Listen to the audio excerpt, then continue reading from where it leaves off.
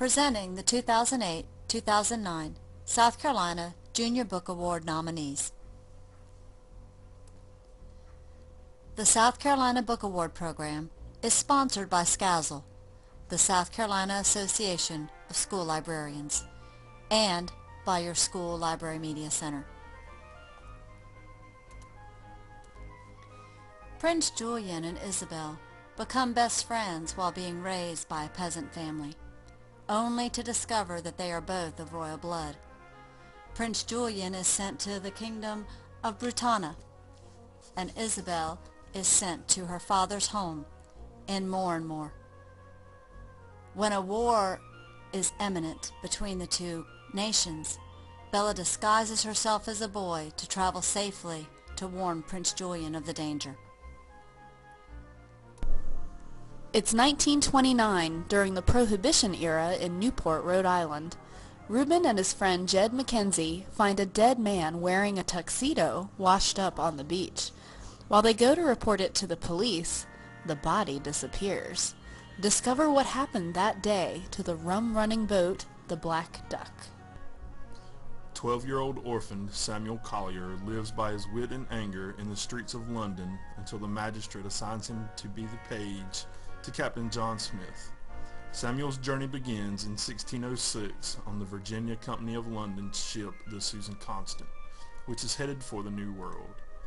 The men are hungry for gold and riches from the New World as the ship sets sail with wealthy merchants, shipmen, and boys. Samuel has survived the mean streets of London by stealing what he needs, keeping to himself, and reacting with his fists. But now his very life may depend on working with and for others. 13-year-old Anne Fay always wanted to be just like her father, but when he gives her a pair of overalls before going off to fight Hitler, her feelings are mixed. Wearing breeches so I could take the place of my daddy wasn't the same as wearing them so I could climb trees. Sadly, Cracker has to leave her boy Willie. She is sent to Vietnam and trained to sniff out enemy soldiers and bombs. Her partner Rick is wounded and sent home. What becomes of Cracker, the best dog in Vietnam? My name is Victor Flores and I am 15 years old. 4 years ago my father died, leaving me to care for my mother, my 4 sisters, and my little brother. I tried farming, but each year the price of corn kept falling. I suggest to Mama that it's time for me to go to the United States to find some work. So I began my journey to the land of plenty, alone and afraid. At times, it's freezing cold in the mountains and hot in the desert. Most of the time, I am hungry and thirsty. Come along and discover how hard and dangerous it is to cross the border. A golden glove could not hide Rosalind's secret forever. Was the dragon's claw she bore a wicked curse, or an unlikely blessing in a shameful disguise? Was the real Houdini, Eric Weiss, a true artist full of miracles, or a flim-flam sham artist intent on the adoration of a gullible audience? Judge for yourself as you settle into a comfortable ride into the world of magic. Every report card is one more reminder to Thea that she is not measuring up to her family's dreams for her, especially her father's. Thea is a double seventh, the 7th child of 2 7th children. Everyone expects extraordinary gifts from Thea, but it becomes painfully obvious early in her life that she holds no such gifts. When she discovers her ability to weave light and color, she begins to have hope that her dormant powers will develop. Young Dewey Kerrigan has been living with her grandmother while her father works on a secret government project away from home. When her grandmother has a stroke, Dewey travels by train under military escort to reunite with her father. Her destination? The camp at Los Alamos, New Mexico, which is populated by scientists and their families. As the project at Los Alamos comes to a close, the results of the secret project are revealed, and she witnesses the test explosion of the first nuclear bomb. Put yourself in Mark's place. You're a phenomenal athlete, able to pitch a baseball with a power few other kids your age can match. There's a beautiful new girl in school who's caught your eye.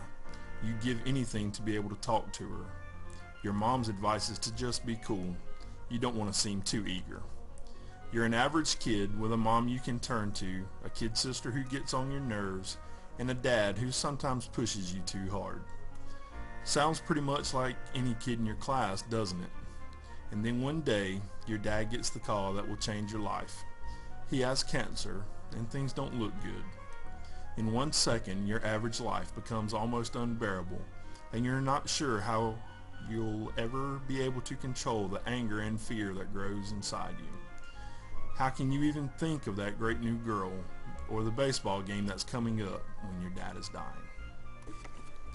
Michael Ario is a baseball genius, and everything seems right when he's pitching for his team. Refugees from Cuba, his parents die, and he and his brother are trying to make it. Now he has to prove he's eligible to play. How can Michael get a birth certificate from Cuba with no parent to help? Can Michael Ario prove he belongs where he is without losing everything he loves? Read Heat by Mike Lupica to find out. Life turns upside down for Jamie Reardon after he has a string of bad luck. First, his beloved cat Mister dies. Then, his daddy runs off with a cashier from Micromart. And finally, his Aunt Saffy has an accident at her job at the cherry factory. Jamie and his mother have to move to the Wondrous Acres trailer park to take care of her.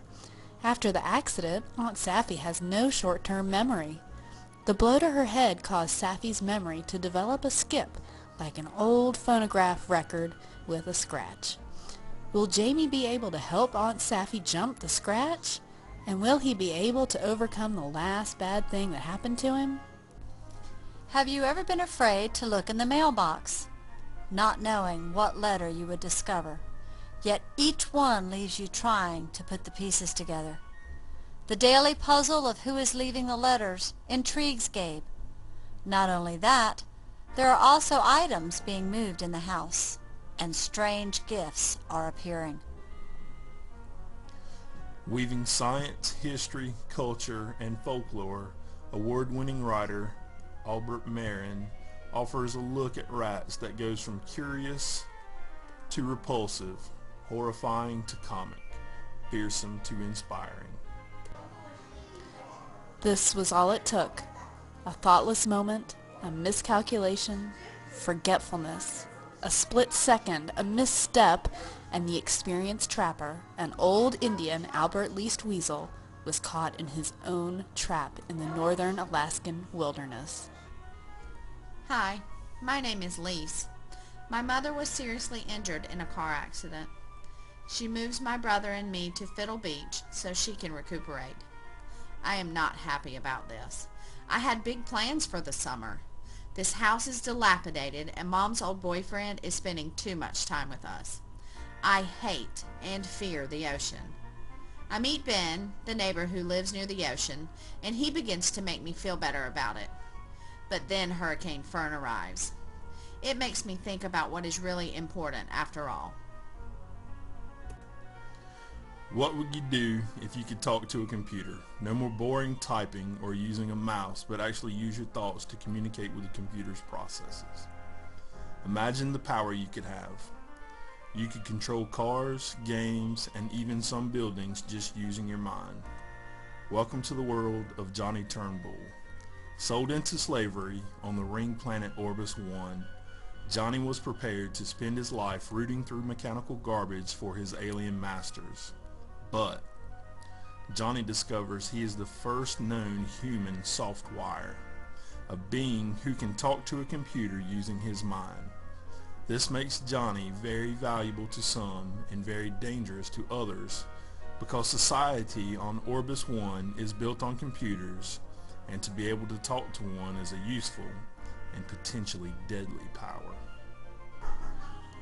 Molly, upset by her family's move from London to the US, is strangely drawn to an old book about the life of Admiral Lord Nelson, and soon finds her life intertwined with that of Sam, a boy her age who served with Nelson aboard the HMS Victory a century earlier. Good friends Petra, Calder, and Tommy fight to save a house designed by renowned architect Frank Lloyd Wright. Fans of Chasing Vermeer will enjoy the action-packed sequel. Read at least 3 of the nominees in order to vote for the 2009 South Carolina Junior Book Award winner. Voting will take place in early February.